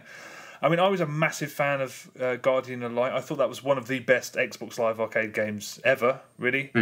And Temple of Osiris is shorter than that. It's a little bit easier, and it doesn't. I mean, it leaves the formula completely unchanged, but it's occasionally ingenious. It has some really unexpected and unexpectedly good big boss battles in it, and it's just thoroughly entertaining from start to finish. I played it on 2-player co-op, as I did with the predecessor, so I can't vouch for it on the new 4-player co-op, because it allows for 4 players now. That struck me as something that might be a little too hectic and potentially confusing with 4 people, but I don't know. Apparently, what game were you talking about earlier on, when, I've heard that when you play it in 4 people, because basically when you play this... Yeah, that's right. If you play this on your own, it's very, very different. It's noticeably different from if you play it on 2-player. So there's probably changes even more so. I've actually heard that there is sort of even more changes if you play it on 4-player co-op. But so I think my thinking that it might be too hectic is probably wrong. But I do know that it's amazingly entertaining on 2-player. Because that's how I played it. But it's very much the same thing. Top-down, twin-stick action puzzler. It's like playing one of the more recent Tomb Raider games, like Legend or Underworld, or the remake, under a microscope. Mirror puzzles, spike traps. It does provide what most people now expect from a Tomb Raider game. And aside from the big boss battles, there aren't that many surprises in it. But that didn't really bother me. I mean, because it's really rock solid. And yeah, as I mentioned, it's really interesting to dip into it alone, because they do restructure puzzles when co-op players are in the game. So if you enjoy it either on co-op or alone, going through it again will give you something a little bit different. It's kind of made me want to go and have a look at it on 4-player. But yeah, I definitely recommend it, especially if you have friends to play it with, even more so, because it's great on co-op and you'll get a little something different if you play it on your own. So yeah, I mean, I really recommend it. It's surprisingly good. I never really got on with the original, but then again, like you said, I never played it on co-op, so that made all the Guardian, like, you had to play on co-op. Really, it was kind of It's almost half the game on your own. Yeah. It didn't really do much for me at all, but it's unfair for me to judge it. But yeah, I won't get around to playing the other one. I wouldn't have thought, but yeah, Really so good. you can't beat a bit of co-op when you get a chance to do it. No, true. Where are we then? My number 2? Yep. 2? Yeah. Okay, this is Far Cry 4. I'm guessing this is on your list? Yeah, it's my number 1. Elite. So is that your next one as well? Yeah, so you might as well just go, yeah. So I haven't played as much as you, I can guarantee that. Yeah, I've probably done about maybe 5 or 6 hours. Enjoying the game. I don't really need to go into what Far Cry 4 is. I'm sure everyone's aware. Far Cry 3 is set in the mountains, basically. But I really do enjoy that formula of gameplay and the amount of variety that it leads to when you're just out in the open world. And there was a brilliant article that went up on Eurogamer about this being Rich Stanton's game of the year, and he just described the feeling of every single icon on the map just leading to genuinely to a new experience, and you never know what you're going to uncover. Even if you know the activity that you're being asked to do, you don't really know what's actually going to happen when you get there because of all the emergent systems kind of crashing into one another. When the game's like that, and it's not. Well, when the game's like that, it really is great. Obviously, very very familiar, but it was nice to go back to shooting guys in the head, moving around, with arrows, moving through camps, trying to work out all the different strategies for taking down the encampments, climbing the towers, all that sort of stuff. Loving it, and PS4 looks great. At times, looks absolutely stunning. A real step up, obviously, from playing it on 360.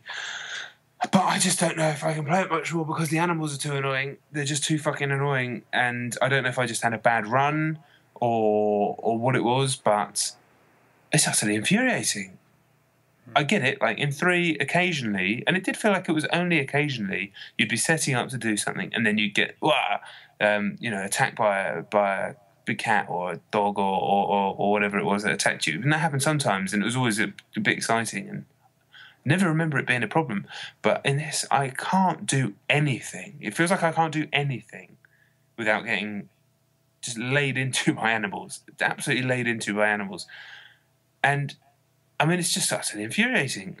I don't want to play the game of you can't do anything because the snake's going to bite your arm, or an eagle, an impossible to shoot eagle is just going to appear out of nowhere and start crawling at your face. I want to play the game of systems and AI and stuff like that. And I've had some amazing stuff with the wildlife. Like the first time I saw a rhino and it butted a car or made it fly in the air, I thought it was fucking incredible. And I thought, wow, this is a real step up. But, I spoke to you yesterday about my final straw, which I'm sure I'm going to go back to it because I really do like so much of the game. But just walking down the road, I've already had about 90 encounters with different animals, packs of dogs, all these sorts of things. I'm just walking down the road trying to be reasonably quiet, and I saw 2 guys in red at the end of the road just by a car. Just standard stuff. Just it's not an encampment or anything like that. They're just there. So I thought, okay, I'll sneak through the grass and work out how I'm going to take these guys out, get the camera out and all that sort of stuff. So I'm just got the camera out, marked them, whatever, and just pulling out the bow and arrow to line up a shot thing and take them out like that. Straight away, fucking snake grabs my arm. So you have to flick that off, heal yourself, try and shoot that. And as I'm doing that, a fucking eagle dive bombed me as I'm doing that, which alerted, obviously, the guards at the end who brought more guards in. So that's all gone to shit. And trying to deal with this eagle. And then I turn around, and as I turn around, I get flattened by a fucking elephant. And I just thought, what am I doing? What is this? Why am I doing this? This is just utterly maddening. This isn't, if that happened once, and that specific set of circumstances did only happen once, but I'm getting exasperated because it's just, it feels like you described it once when you're walking through the street on a windy day and it feels like someone's just constantly starting to fight with you because the wind's that annoying. Yeah. That's how Far Cry 4 felt like to me. Every time I want to enjoy the game, just someone's running up and just shoving me in the side of the head. Yeah. I'm getting annoyed about it, thinking about it now. I just don't get why they programmed it like that. Oh no, eagle. Just fuck off. Yeah, I don't know the Eagles. I don't know who that's just not a good idea. I haven't had as many problems with animals as you have, but there are you can craft syringes to make you. Is that right? I don't think I ever used one, but I'm sure one of the tonics is that you can have inject yourself so that animals ignore you. I'm sure you can, but I haven't got to the point where I can do that yet. I don't think, or I haven't unlocked that upgrade or whatever. All right. Well, I never had to use it, so. But yeah, I mean, I completed this over Christmas. I did 100%. I did everything. And while I did like it very much, it's just not as good as Far Cry 3. The story isn't as good. The set pieces aren't as strong. The world is not quite as memorable. It's just a weaker outing in every department, and yet a lesser Far Cry game is still one of the best one of the best games of last year. But after what is one of the most brilliant pre-title sequences in a very long time, the story just collapses, and I didn't find any of it interesting. That the villain is barely present in the entire game either. I mean, one of the best things that Far Cry 3 did was keep Vass under wraps for most of the game. There was a real air of menace about him, and whenever he finally showed up again, those bits were really memorable. But Pagan Min, the bad guy in this, is basically not really in it. He's in it 3 or 4 times, and his presence isn't really felt at all. Literally, or just in the terms of him having this massive hold over this this community of people. I mean, there's no. I suppose in terms of the gameplay, the thing that really bothered me is that there's no proper sense of progression. After I was barely 3 or 4 hours in, and I had more money than I could spend. I had more syringes than I could use. I had access to some of the best weapons in the game. I had too much health, so hunting wasn't ever really a problem. And there's something kind of blunt and just dull about the health system, because you never need to micromanage it. I mean, in Far Cry 3 and Far Cry 2 especially, some of the best bits involved you having to scarper from something or someone while trying not to die. Well, here you're kind of either dead or alive. You take a hit, you need a syringe. You take a hit, you need a syringe. There's not a lot of tension in the combat compared to 2 and 3.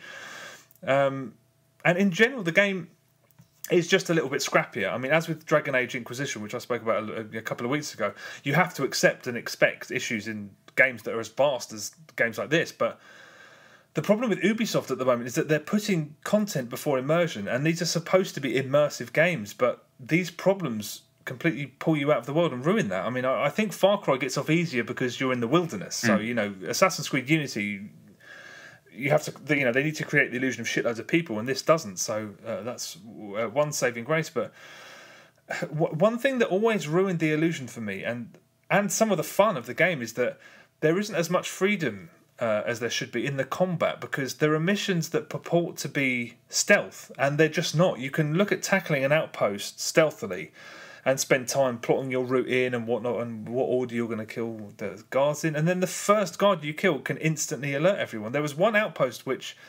regardless of which guard I took out first, that always alerted everyone. So I was just like, why not just tell me that I have to take everyone out? I could have just walked in guns blazing. Why pretend to be a stealth set piece? That was really, really, really infuriating. I couldn't tell whether it was completely intentional or a bug of some kind.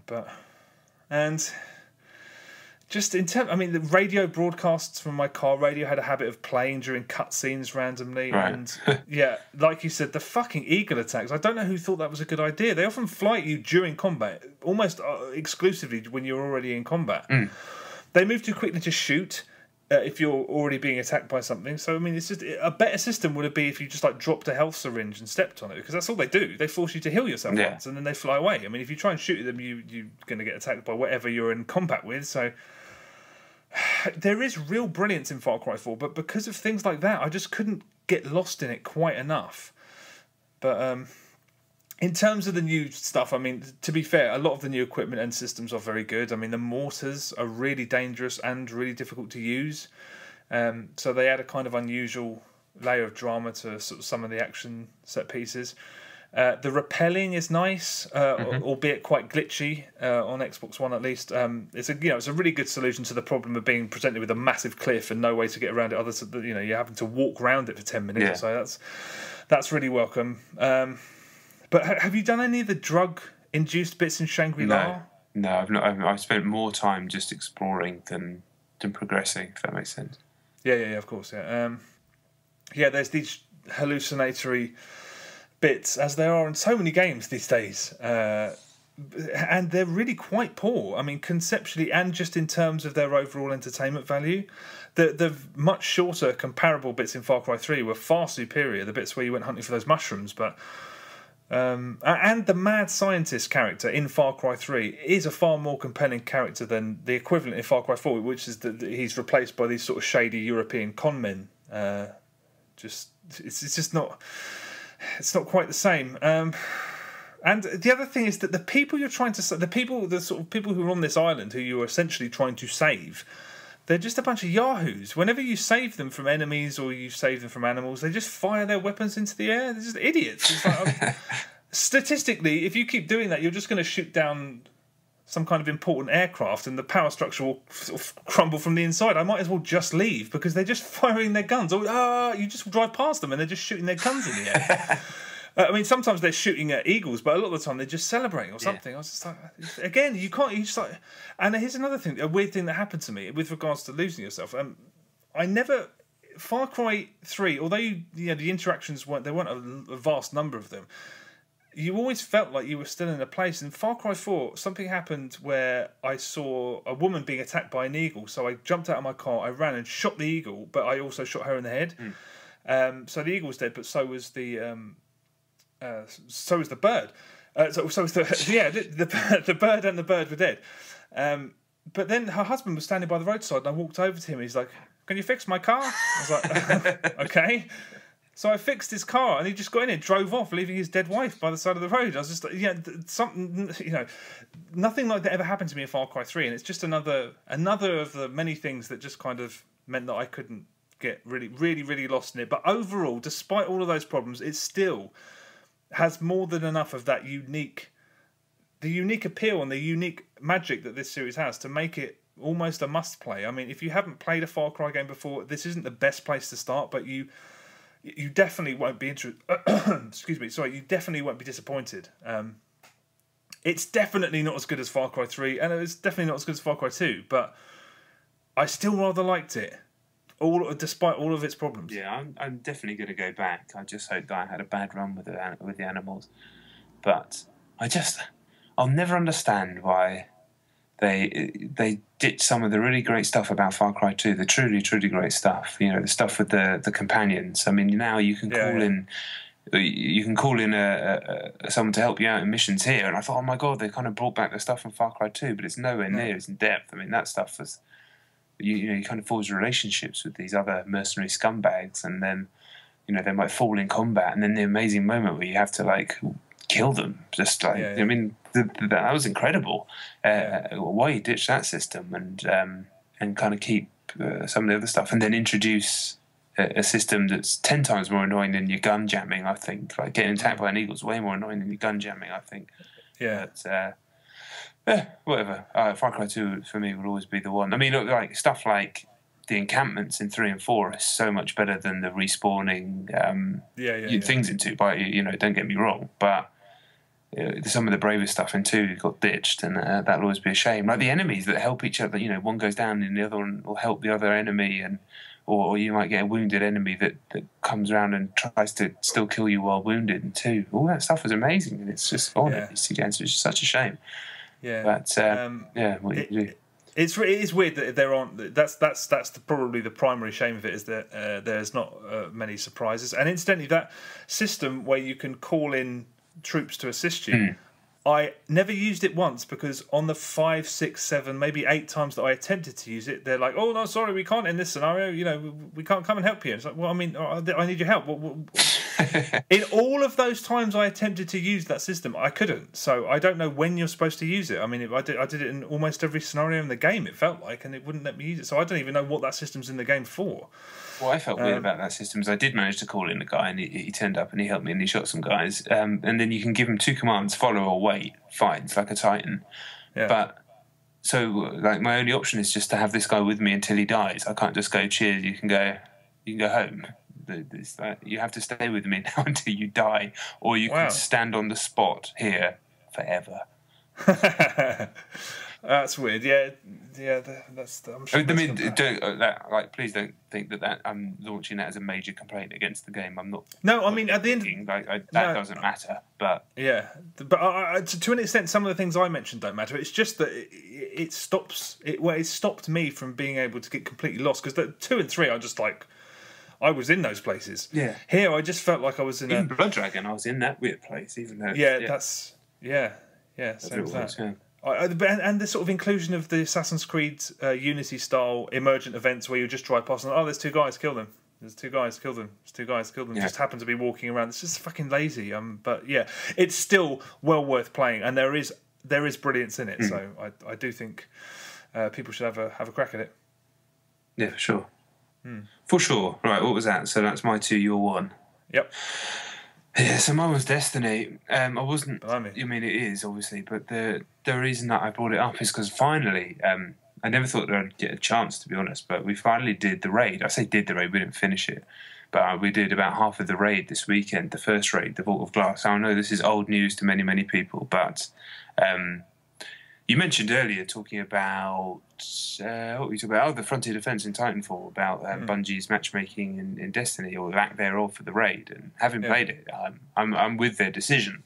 Maybe there should be a situation where if you've completed the raid, you could then matchmake with, your own choice or whatever. But 100% it would be impossible to do with people you weren't communicating with. We went in with 5, and you can't even get into the raid without coordinating. It's a very specific task that you have to do. I don't want to spoil it because you kind of have to work it out. It's not a hugely difficult thing to work out, but still, it would be unfair of me to just blurt it out when nobody had ruined it for me. But we couldn't do it with 5 people, and everyone was over the level 26 requirement. So we had a couple of 30s in there, and some I was like 28 or whatever. So we had to call in the legendary Andrew Smith of Spilt Milk Studios to come be our 6th man. And he did the call, and from then we could do it. So the thought of having to do that with a random that you weren't talking to, or even like 5 randoms that you weren't talking to, impossible. Unless you'd all done, you'd run the raid 5 times or whatever, and you just knew what to do. But compared to the rest of Destiny, a game that I love anyway, but is very, because it's very one note after you've played it a while. Once you're on the grind, you're doing the strike. It's basically go to a place, shoot the things, go to a place, shoot the things. The raid really mixes up the game. No, it doesn't really mix up the gameplay, but it mixes up the gameplay a lot. And it kind of really is everything that they advertise it would be. Which is to say, it's fucking amazing, and you need to play it. I know you're a bit burnt out in the game, but you have to make sure you play the raid because it really is the pinnacle of what the game is. Once we finally got into the raid, which took us over an hour, which was a bit of a pain in the ass, but if you go in with 6, you'll be all right. Like the next bits are just combinations of the most intense combat of any point in the game, and that game does intense combat pretty much better than anything, combined with sort of puzzle solving, like on-the-fly puzzle solving, and incredible boss battles where you have to coordinate your not just tactics, like one guy needs to be here, one guy needs to be here, one guy needs to snipe, or whatever, but specific tactics that are specific to the boss. Like, again, without wanting to spoil anything, there is one that requires a use of an item as itself has multiple uses. So you have to make sure you got the right guy using that item. He needs to know how to use that item. The rest of the team need to all know their jobs when that person's using that item at the right time. And during that, another puzzle's happening at the same time that one person has to be taken care of. And it's fucking manic. I've never played that Space Team game. I don't know why, but it sounds like that, where you're kind of all yelling at each other, and then another thing goes wrong, another thing goes wrong, and you're just constantly on the precipice of dying. And, we did die a fair few times, no doubt. We didn't actually beat that boss. It was saved at that point. But we all came away, it was like, that was fucking incredible. I think we played it for about 4 straight hours, and it was amazing. I'm surprised that there's nothing in Destiny that would work as a mini raid, like a 3-player raid that just introduces a couple of slightly different gameplay systems that isn't just go here and shoot things. Just a couple of little ideas like that, just to kind of get you mentally ready for what this is, because it's still shooting things, it's still Destiny, but it is very different to anything else that's in the game. It's way more involved.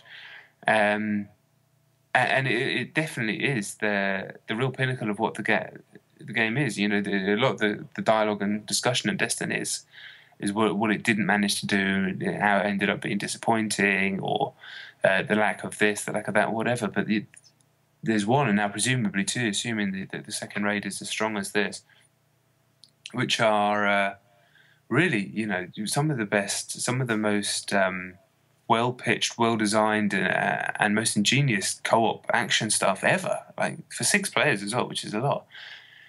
And it's kind of amazing that there's nothing that bridges the gap between the normal shooting shit and that. But you've got to play. You know, please just make sure you find time to at least try it, because it's the best bits of Destiny, but way better than any of them. Like, it really is. Yeah, I mean, I am determined to play the raid. I mean, it's annoying that we're on different formats, because that would. Well, yes, yeah. But yeah, my two friends who have been fanatical about Destiny since it launched have finally just thrown in the towel, and they've lost almost all the love that they've had for it, which is quite extreme. But one of my friends has put over 400 hours into it. That's quite a lot. Yeah. But I do. I mean, I'll have to speak to them, because I'm not done with Destiny yet by any stretch. So I'm going to just make sure that at least I've got to get that done. But doesn't that mean? I mean, doesn't it reset on the Tuesday? It does. It does. Unfortunately, we didn't manage to get through. Unfortunately, we were playing with Matt Murray, friend of the podcast, and he was the raid leader, as it were. And it only saves that you can only continue from where you are if the raid leader is doing it again, if that makes any sense. You don't need the same team. And unfortunately, he got poorly over the weekend, so he couldn't continue, so we didn't manage to get on with it. But even if I don't get to the end of it, I'm sure I will, but hopefully I will. But I'm very happy that I managed to play that much of it. One thing I will say as well, talk of the 400 hours, which is madness. But I checked my clock, and I've played about 44 hours of Destiny, which is a lot. It's nearly 2 full days. But I think some people may have got to level 20 or may have not played the game, and they hear so much about the grind. And really, I'm now well over the level that you need to be for that first raid. I'm now 29, and you only need to be 26 to get to that raid. And that's 44 hours, which is a lot. Don't get me wrong, it is a lot. And there was a degree of grinding in there, but it's not. Please don't think that you can't get to that content without putting in hundreds of hours, because that's genuinely not true. Like, it really isn't true. It didn't really feel like I had to grind that much to get to that level. I barely did anything that would traditionally or typically be considered grinding. Yes, I played the content, quite a lot of the content, over and over, but in different ways, with different permutations, different difficulties, different things that you're doing on that content, and it was always fun. And you do that in Halo games, you do that in single player games you love. So just in case people have been put off by the kind of dialogue that it's insanely grindy, because yes, it is, but you certainly don't need to put in 400 hours to get to that point. Like, you really don't.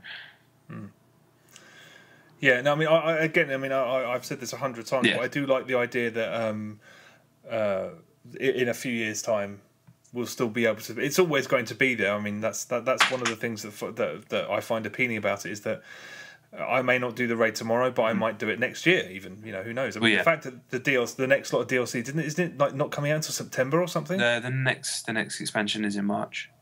Oh, it's in March. Oh, right. I read something that said it was not coming out until September. I think that's something else that's coming out in September. Yeah. Oh, I see. Okay, all right. Well, the fact that it's I'm happy that it's this thing that's going to last a while, because I played too much of it perhaps in too short a period of time. So yeah. But we'll see. Yeah, I will do the raid. It sounds great. It certainly is. It certainly is. Keeping it real. All right. Well, that's us done. Thank you very much for listening. The usual spiel. Twitter, the website, YouTube, etc. I think that's it.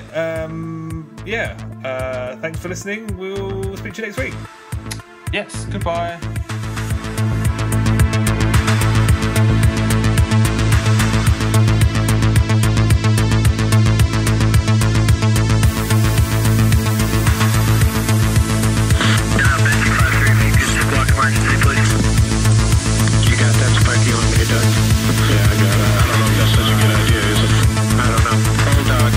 Is that a good idea right where we're at? Okay, now you've got fire coming out of your engine. Looks like it's falling. What's falling? Well, it looks like you got sparks and shit coming out of your engine now. Okay. Bulldog? Okay, I'm having a more serious problem now, okay?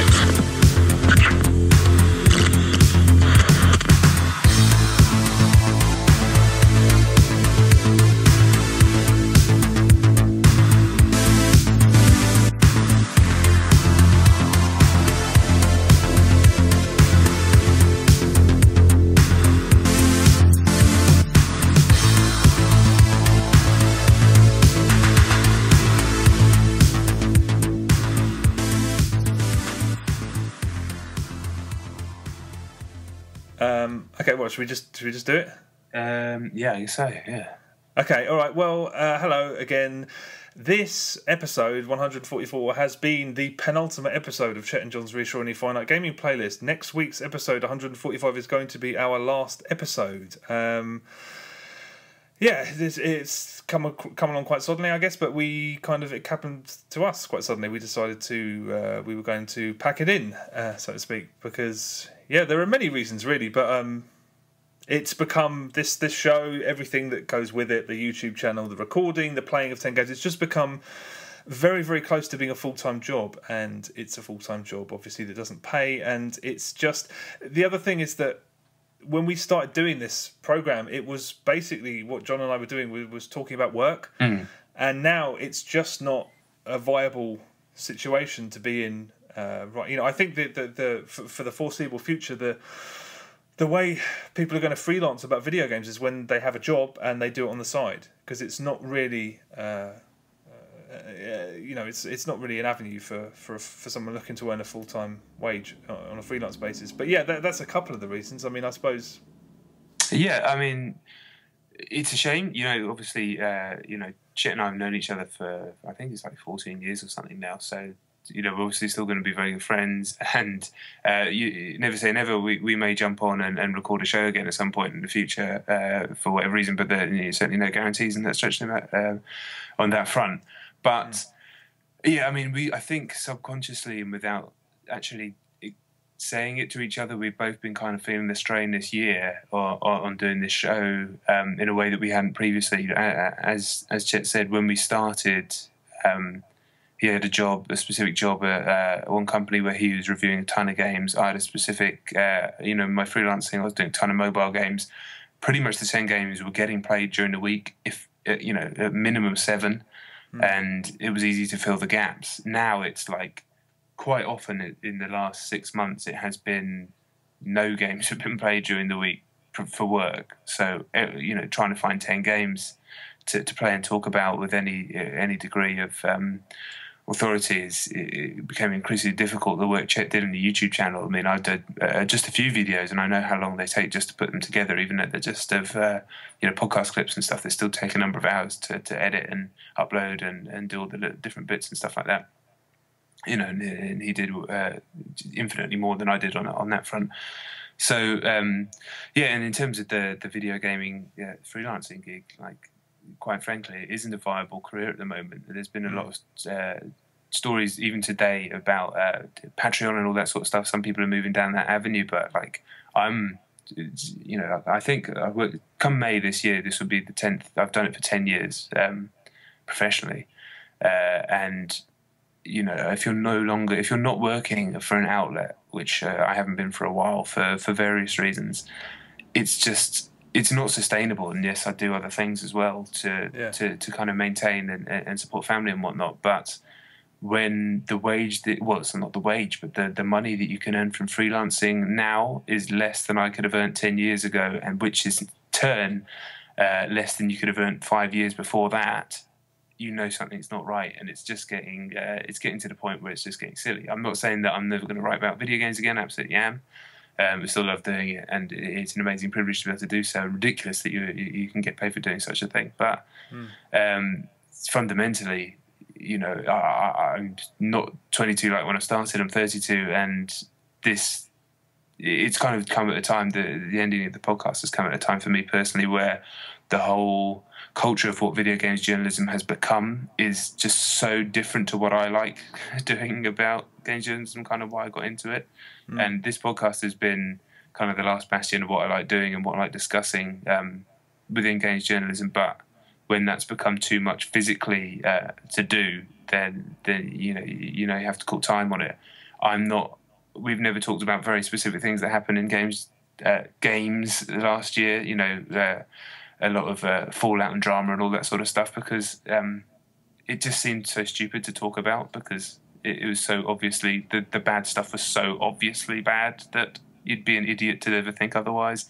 There was never any room for discussion in any of that stuff. It was just all all noise, and then people using it to just promote themselves into some sort of social icons and creating these weird online personas for themselves. And in all that time, people just forgot about writing about games, or when they did, they were trying to pull them apart for bizarre reasons. And I just realised, like, as I read a couple of articles over Christmas, I was like, this isn't really what I do anymore. I'm not like, I don't do the stuff that all the other people do. I'm not really interested in that.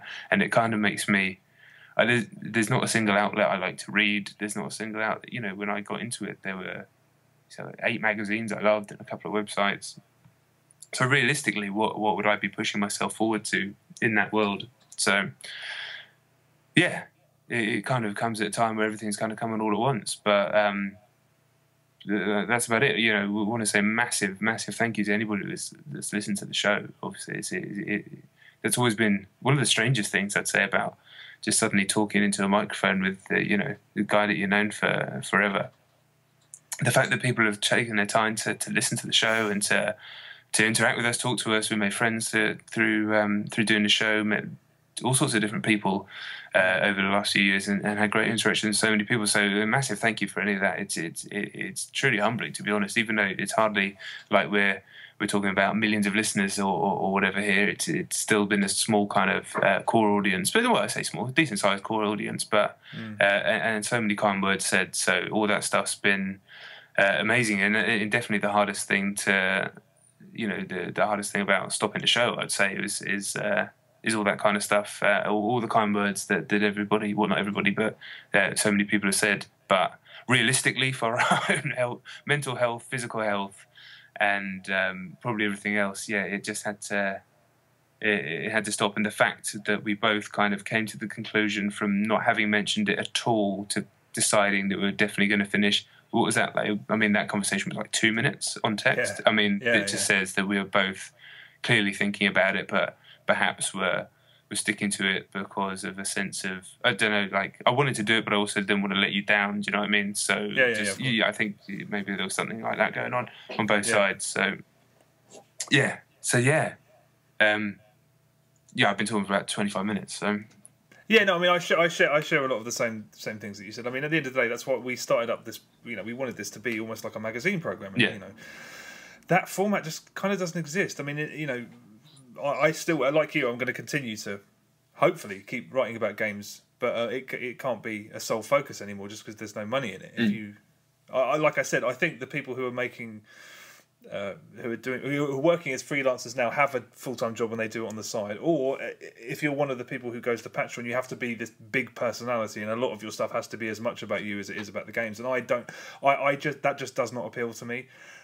So it's a changing. It is a completely different world these days. So I guess we're just a little bit out of place. And it is. I mean, for me, it's so much fucking work. It doesn't seem like it, but the YouTube channel especially, and just playing games, because I've got this weird thing in my head where I play games way longer than most people do who review them. I know that for a fact. I have this weird tick where I just have to. It's just taken over my life, and I've got. I think it's going to be a good thing for us to knock it on the head. But. Yeah, I think so. Realistically, I already feel like it's kind of freeing a little bit, because it has been. I mean, when we say we have no free time, like, obviously, not many people. Most people are very, very busy now. I've got family. Everybody's got their own things going on. But when we say we have no free time, I can't remember the last time I put in a game and I'm not trying to think about which lines I'm going to use in a show or something like that. Not that it's it all comes off the top of my head when I speak, but you come up with lines that you're going to use in a review if you're writing it, or when you're talking about it in a show, and it's just been it will be a slight relief. So apologies for stopping the show for people that do like it. I do apologise, but just know that we'll be healthier. We'll be healthier for it. Yeah, I mean, that was one of the best parts about Christmas, in that we didn't have a show for a couple of weeks. So I could sit down and just fucking play games and not not have to worry about how I was going to phrase how I was feeling when I was playing it. So that it'll be nice to do that again, and to not just play everything to death. Yes. This is the penultimate episode. Next week will be the final episode. What we're going to do is we're going to do the normal show, and then afterwards we'll have, like we did for episode 100, we'll have like a Q&A, where if anyone has any questions for us whatsoever, either send them to just at Chet and John's on Twitter, just send them there, or send them to john@thefiniteplaylist.com, and we'll do what we did then, and we'll just read through them if anyone has any questions. I mean, if you don't have any questions, I suggest thinking about what you might ask John, because, I mean, how long did you run those magazines for? It was, Games TM and 360. Yeah, I mean, I was on Games TM for 4 years, maybe, and then 360 and running 360. I ran it for 17 issues, and was on it as the reviews editor for 2 or 3 before that. So, yeah, I mean, I can answer any questions about that kind of stuff, really. I've got no reason not to. There's not really any deep or dark secrets to tell, but if you have any interest in any of that stuff, by all means ask me. And, it doesn't have to be about any of that stuff. If there is anything you want to ask me about anything, really, just please do. I'm one of these people, I don't tend to blab about myself too much, but at the same time, if you ask me a question, I'll always tell you an answer. I'm not too guarded in that sense. So, yeah. I was just suggesting that because I thought that was that might be something that someone might not have considered asking questions about. But yeah, I'm exactly the same. If there's any question at all that anyone is interested in me answering or John answering, then yeah, I'm completely 100% up for hearing anything. So yeah, send it to @Chet and Johns on Twitter or john@thefiniteplaylist.com. What we're going to do is record the normal episode on Wednesday night, and then we're going to record the Q&A on Thursday night, so that we don't have a repeat of the episode 100 situation where John was so tired he was just reading questions and then answering them himself and then just carrying on. So you might get some... the latter half of the show won't be someone falling asleep and getting aggravated by the fact that... I did really pass out during that recording. I don't think I didn't quite understand quite how tired I was. My mouth went all weird and tickly. It was weird. Okay. All right. Well, yeah, that's what we'll do. So any time between now and Thursday, whatever it is, I don't know the date. Next Thursday, we will be able to answer any questions that you might have, and then it's kaput from us. Yes. But yeah, thanks very much for listening, and we will hopefully speak to you next week. Yep. Laters. Goodbye.